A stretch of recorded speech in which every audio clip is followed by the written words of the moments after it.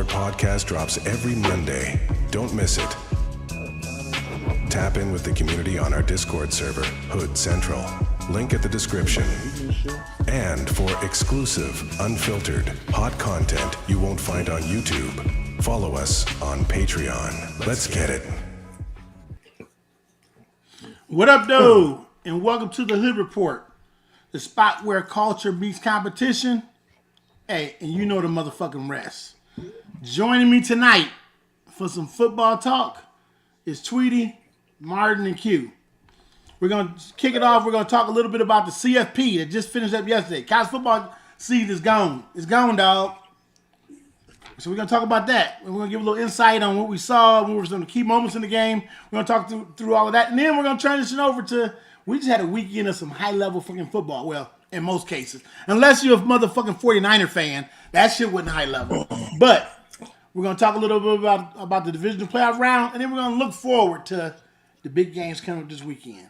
For the 4 teams that made it, although only 3 of them deserve to motherfucking make it, we're going to talk about all 4 of the motherfuckers today and give a quick insight. We're not looking to pick games.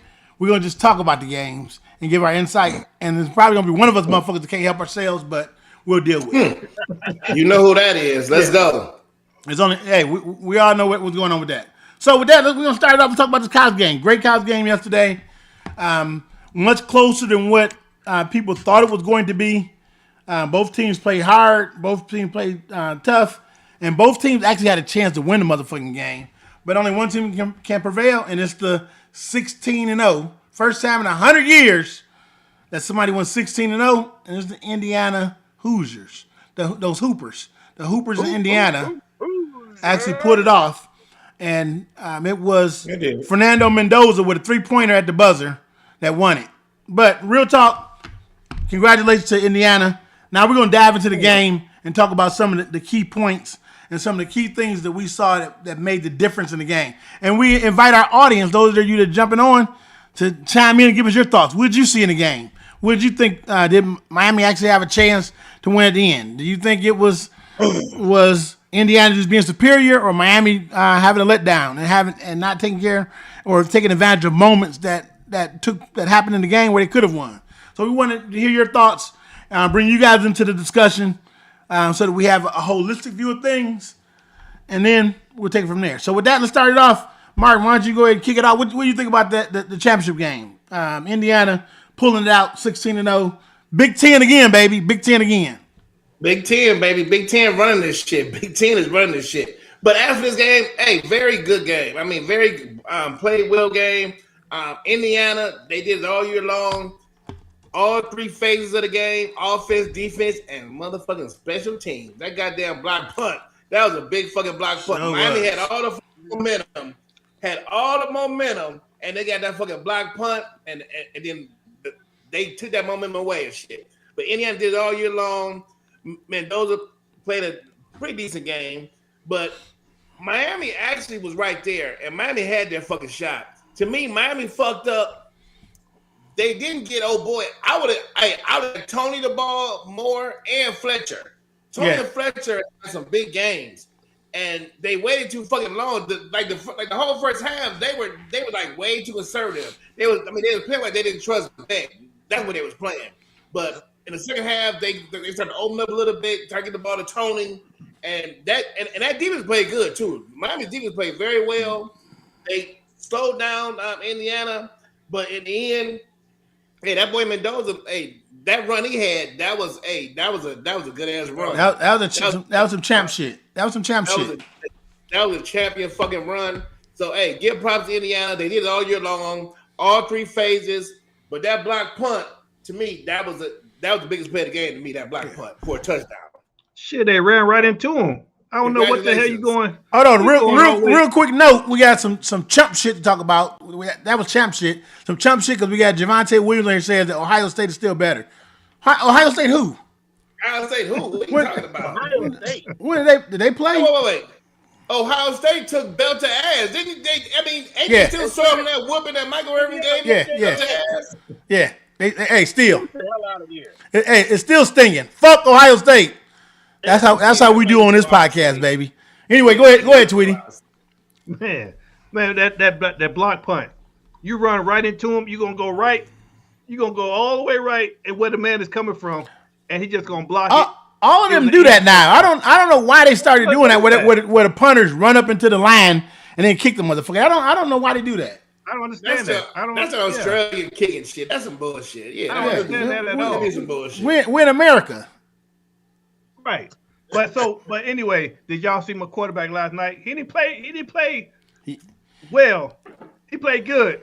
He didn't play great. Plays. No, he played. Like What happens is you saw him under duress. You saw him under duress have to play. So you're not gonna be perfect. Before that game, he had more touchdowns than incomplete passes before that game. So he hadn't been under duress. He had no stress, no pressure, no nothing. So he had to play a real game. He was 18 for 27 for 186 yards. He actually played a pretty good game. No turnovers, but he didn't play. He didn't play at the high numbers that you were used to seeing. Yeah. Now, what I would tell you is he ain't gonna look like that for the Raiders, but he looked like that last night.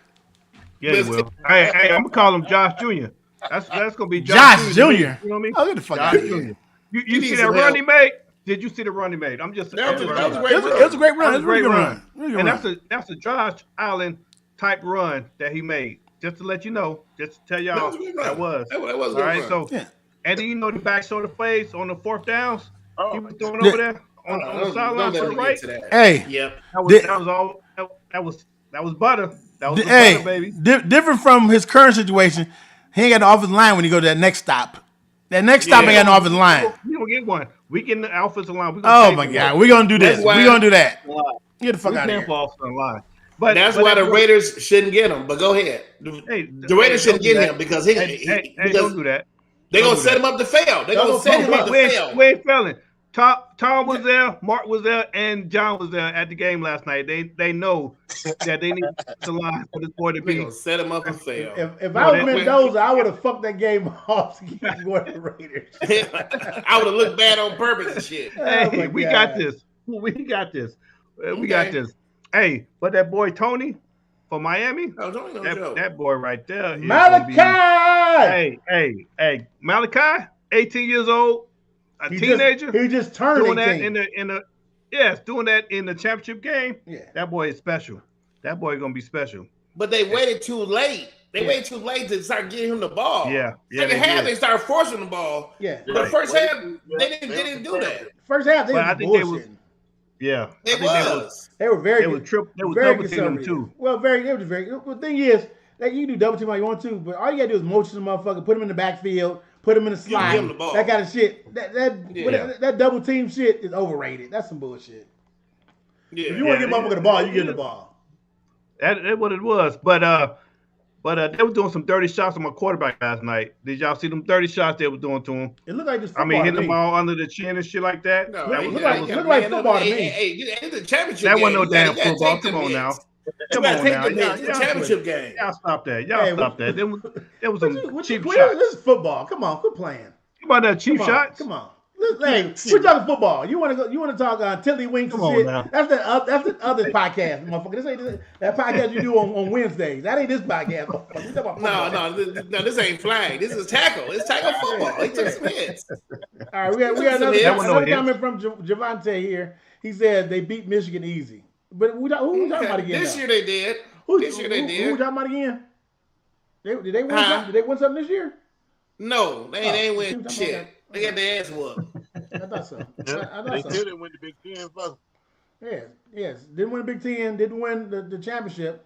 So it sounds like they had a wasted season. Shit, just like that's Michigan. what it sounds like. So fuck them. Overrated. And, hey, it won't happen next year. Now that we got a coach. All right, moving back to the championship game. Q, what did you think about the game? What did you take away? Man, great game on both sides. Miami's defense really showed up that fucking first half. They had Mendoza a little flustered. They had the receivers blanketed, and it was tight for them. It was tight for them. I've never seen them have to work so hard to get points. Right. Miami was too fucking conservative, right? Like we said, too conservative. If they had played the way they played in the second half, we looking at a whole nother type game. You could see the frustration in Beck too, because he was every time they wouldn't let him throw, or to get to the run play, you can see his hands on his head, with an attitude like, let me do this. This is my game. Give me a shot. But they waited until they got down, like Martin said, and then they put it up, and you're like, where the hell was this at? Right. We seen it early. We see a different game. So hats off to Indiana. I pick Indiana to win. Hats off to him. Sticknetty did his thing. Like Martin said, the block punt was fucking crucial, because without that, Miami's comeback might have came through without that play. That's how crucial that play was. So, yeah, and what I'm gonna say is I think hey Tweet, I think you're good now. You're good now. Okay. I think when I look at the game, I'll say a couple things. I think it was Miami is a team that they have a lot of little mishaps. Like it was 3rd and 17, they get a face mask, and it's something else happens, and they get another penalty, and they fuck it. Like every time they had opportunity, like it's that long 3rd down, and they don't play the back shoulder pass. Everybody in the fucking stadium and on TV and the announcer, everybody calls it out. The only motherfucker they playing the back shoulder is the motherfucking defensive back. He like racing the receiver to the end zone and shit. He's in front of the receiver. Yeah, way in front of him. I'm like, what the fuck is he doing? Everybody knows it's coming, but like just little small details, which I think that's the remnants of Cristobal, because he ain't the most detailed motherfucker in the world, right? He's offensive lineman. They just got to be big. They got to be smart and big, just big. So I think part of it ties back to that is that just every moment and every time they had a chance to make a play, they didn't. Meaning when they could have took the lead and stuff like that, it just never worked out. Great play, great game. I was impressed after watching them on their defense play very, very shitty in the first half. Couldn't tackle. They tackled much better in the second half. I thought they could do better on the run. Even though from a running perspective, they didn't give up. They only gave up 135 yards. So the run didn't go bad, but in the moments that they gave up running yards was the problem. Not the total number of yards, but the moments they didn't stop when they had to, except that last drive when they held them to a field goal. Before that, they couldn't stop them. Like that Mendoza, they should have stopped that fucking run. But they didn't. But hats off to Indiana. They got caught with that big run, Rod. Yeah, that big 20-yard run on 3rd down. Yeah, that's what I'm saying. Yeah. It's like every time they had a chance, they couldn't get the big stop, and they gave up a big play. So hats off to Indiana. Signetti is a motherfucking dog of a coach. He had no 5 stars and only 4 or 5 4-star players on that team. He had a lot of JC he had a lot of group of 5 players from JMU and other places that came and he brought on board. So just kudos to him. He did an outstanding job of coaching. Right. The preparation and all that is just impeccable. So you got to take your hat off to him.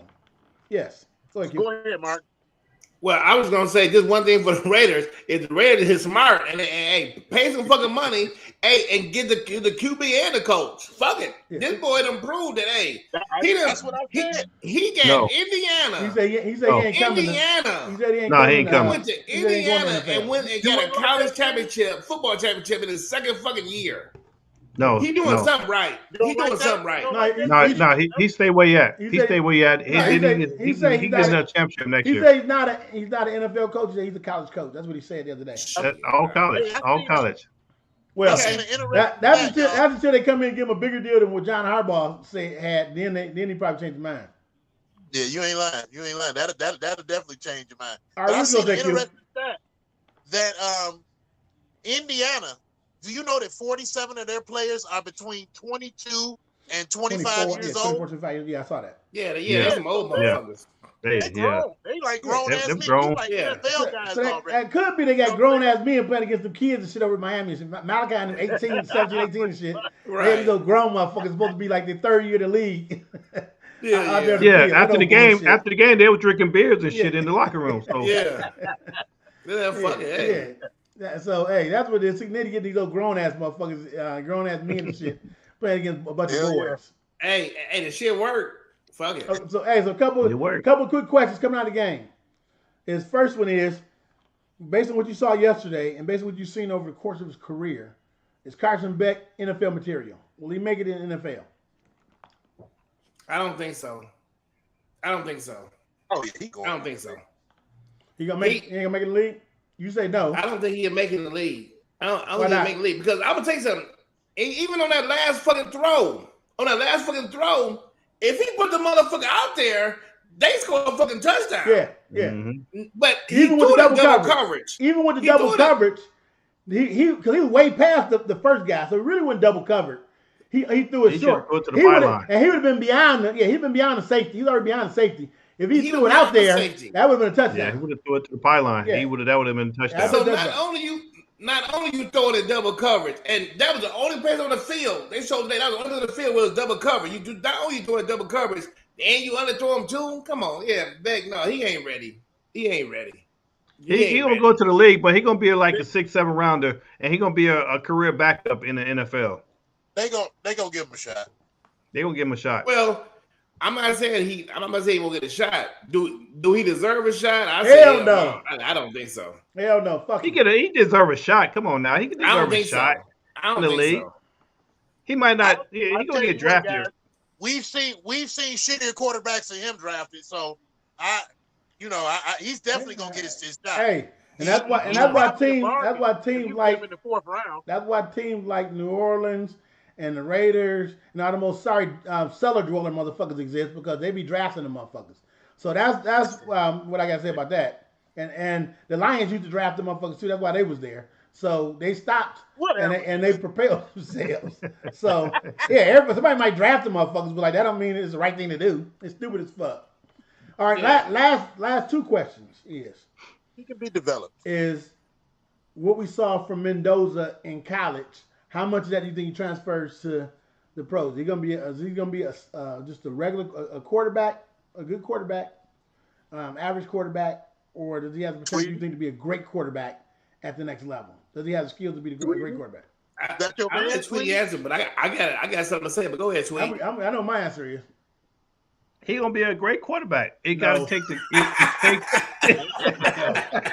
He gonna be a top 10 quarterback in 2 years. 2 or 3 years, he's gonna be a top 10 quarterback. Yes, sir. Yes, he is. Just So for clarity, that's all I can ask for right now. just for That's all I clarity, can ask you for said right now. Geno was gonna be a top 10 quarterback this year too, right? Hey, Geno was a top 10 quarterback a couple years ago. No, you said this So- year was going to be. I lied. Players mess up too. Players fuck up too, so I lied a little bit. I'm gonna tell you this. All right, Mark, go ahead. I'm gonna tell you this.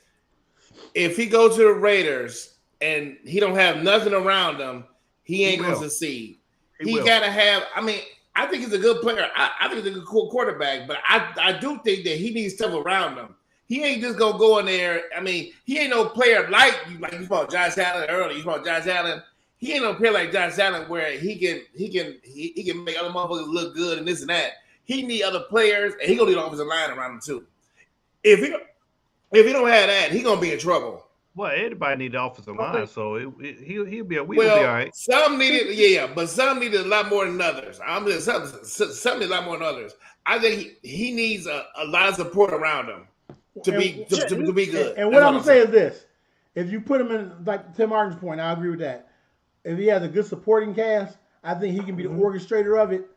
But I would tell you, the skills that you show in college are not always the skills you're going to translate to the NFL. That next level, he ain't going to have speed to run away from guys in the pocket. He ain't going to be able to do some of the things he does in college. He's not going to have it easy where he gets easy ass throws because like the first half, Miami was playing fucking 10 yards off the receivers on every play. Like, every play. I'm like, what the fuck are they doing? All right, they started counting in the second half. It's coaching, but what I'm saying is it's a different league. So that league, it's a different league. That league is going to be different. But I think he has a chance to be a good quarterback because I think he has good anticipation skills. I think he's a smart guy. So I think that's the things he can lean into. But you're going to have talent around him. If he goes into a situation where he has talent around him, I think he can be a good quarterback. A good quarterback for a long time. I don't think he'll be a great quarterback. I don't think he has the potential to be a great quarterback, but I think he can be good. So that's what I said about it. Okay, and then last question is this. Or Q, did you have anything to say about that one? About Mendoza? Go ahead. Basically, like you say, Rod, he got to be a system, a product of the system. Yeah. If you got talent around him, I can see him being a great field general. If you put him with a team like the Texans right now, he'd be great. He'd be great in a system like that. but he's got to have a system around him. That's all I want to say. Yeah, I would say I can see him like in a San Francisco offense, or a Green Bay, something like that. I think that's where he would be. He could shine in those type, or in a Minnesota, because the way JJ played this year, that motherfucker may not be there too long. You ain't lying. Yeah, he looked terrible. He had his moments. He was up and down.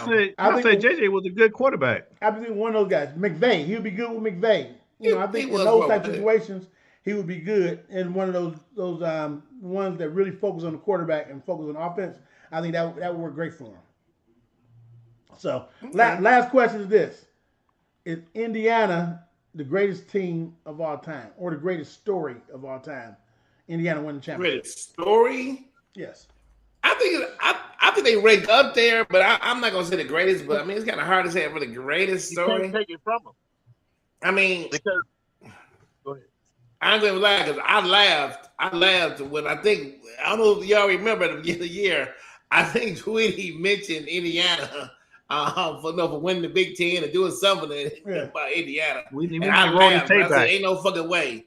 It was a very good story.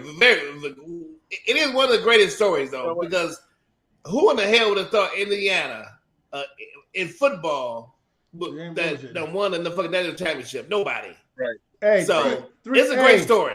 3 years ago, they were averaging 7,000 people in the seats, in a stadium that seats like 70,000, 80,000 people. They had 7,000 people. They were showing pictures of that. It was fucking ridiculous. Yeah. It was fucking ridiculous. It was like the Raiders Stadium is now and shit. It was just like that. Where like motherfuckers halfway there. Packed? No, halfway there shit, motherfuckers. Well, if they're there, they ain't paying attention to the team. Yeah. They still packed. Squad. Hey, we still get that money. Yeah. not anything them bitches is doing, but anyway.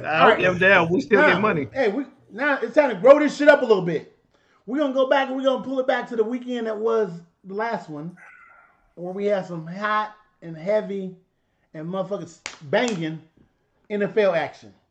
We're gonna start out with the game that was the one that led off on Saturday, and we're gonna let the Homer motherfucker. We're gonna let him talk about the game first, so we can get that bullshit out of the way, and then we're gonna really talk about what happened in that game. So go ahead, Mark. Tell us about that Denver and Buffalo game. I'm not even gonna ask you to be objective because I know you can't be that. But go ahead. I'm very objective. I'm very objective. Please. Well, what happened is that Denver played the game I thought they were going to play. They forced it. They got the turnovers that they needed to have. They forced turnovers in that game. I mean, they forced into 5 turnovers. And you know what? The last one wasn't a turnover, but anyway. Okay. All year long, I get some tissue, motherfucker. So stop all that whining.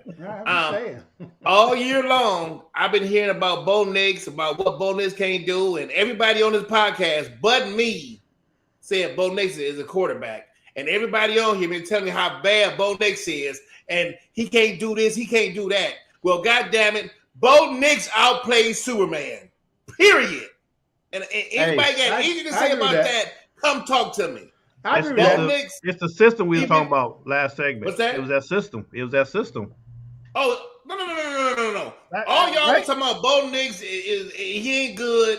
He gonna fuck it off. Good. He gonna do this, do that. Bo Nix, all I see is Bo Nix making plays. Bo Nix make plays. I don't know what y'all talking about with his legs, his arm. But all I'm gonna tell you is, I'm gonna say real talk. Bo Nix balled like a motherfucker the other day. He balled. Okay. Yeah, he did. All I'm saying is that this team, I love it when they underdogs because they step it up. They, like I said, they force the turnovers. They made the plays. They had to make the plays. And hey, we move on. I've been saying it all year long about this team. They move on. Hey, that's what we do. We got that motherfucker kryptonite out. We shut down Superman. Made Superman look human like a motherfucker. Hey, Superman, he looked very human on Saturday. I'm just saying. So we did what we had to do. We got to the quarterback. Hey, we did what we do. Them Broncos move on. I ain't surprised. They didn't even got the turnovers. They gave up 30 points. It ain't like Buffalo didn't do that. They did. Buffalo did whatever they wanted to fucking do against them. But what Well, happens is they had too many They did turnovers. whatever they Too many wanted to turnovers. do. Too many turnovers. They did whatever they wanted to do. Yeah, pretty much. Okay. Now, Okay. going Well- to Martin's point, that was legitimate. Bo Nix balled like a motherfucker. 26 of 46, 279 yards, 3 touchdowns. He only had 1 interception, but I would say that, and more than anything, the running the ball, making the plays, and picking up first downs, he did a great job of that. I can't say nothing negative about what Bo Nix did. Bo Nix balled like a motherfucker in that game. He was the reason, one of the big reasons why they won. Okay. I'm gonna be real about it. Yep. Well, Yeah. Congratulations. Y'all have a wonderful season. But y'all going home. Y'all going to be at home on Sunday. Y'all already going to catch an Uber, a taxi, and everything else on Sunday. Because, but you talking about Jared Stidham. We talking about your quarterback. Well, your quarterback, Jared Stidham, is a QBR of 32. Okay. When you got a QBR of 32, Mm-hmm. you gotta hope He your used to be defense your step up and quarterback, make. Tweety. That's why he gone. So So that's why your defense have to step up and make plays for that offense, or y'all gonna be at the house watching the Super Bowl with us. So we're not predicting this week, but that's what you're predicting.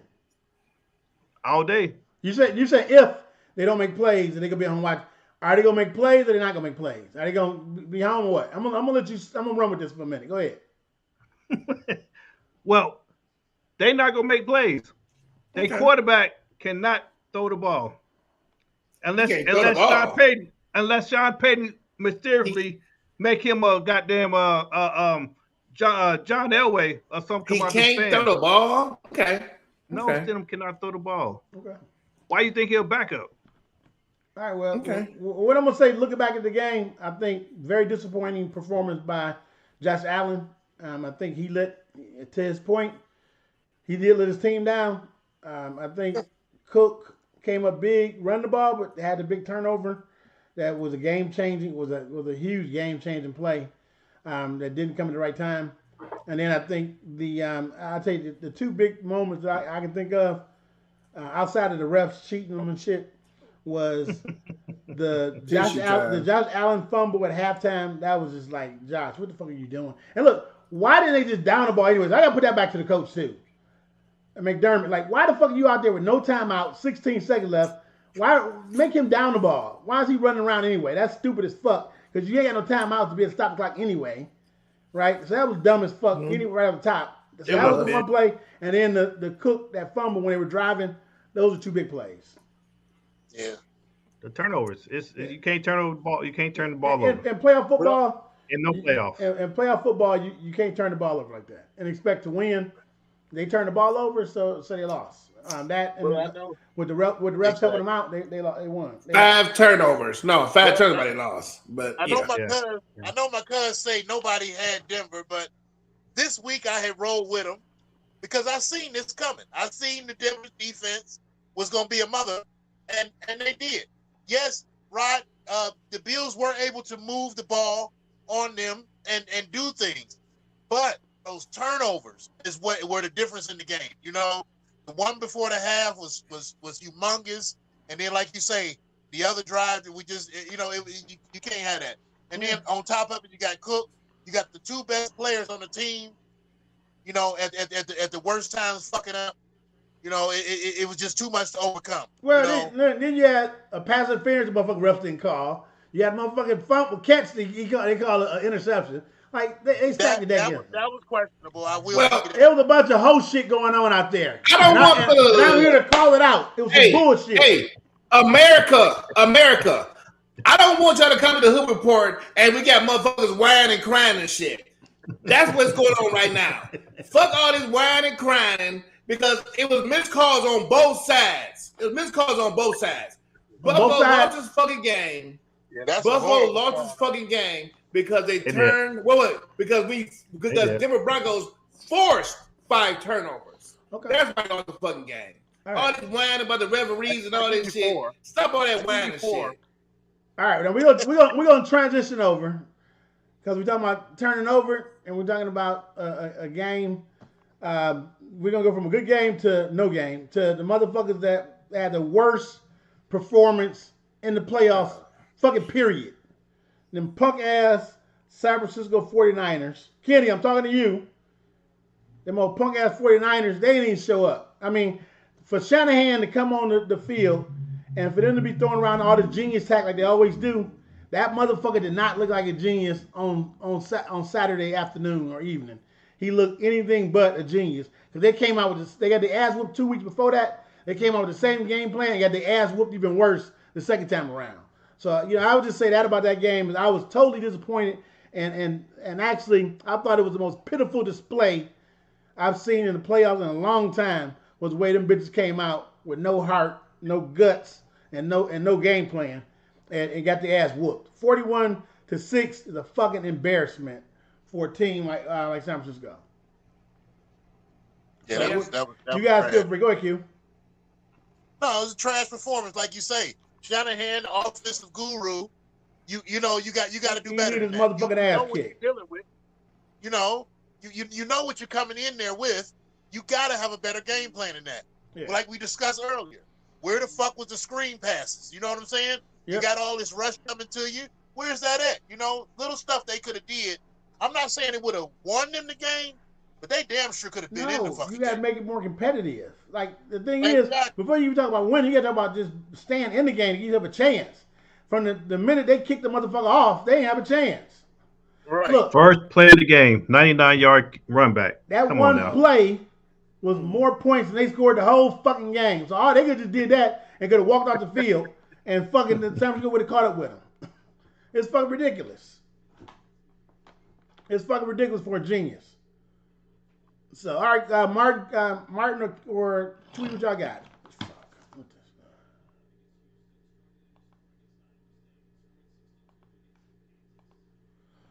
Just a second, little technical difficulties.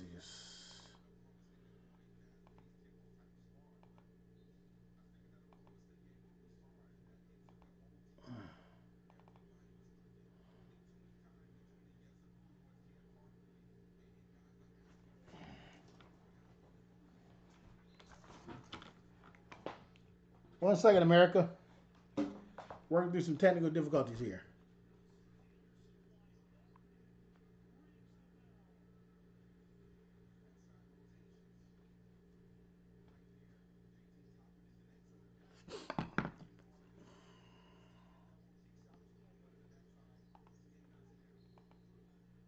Just a moment. Sorry about the little bit of issues with wireless because of weather. So everybody be back on in 1 second. My apologies for our viewers.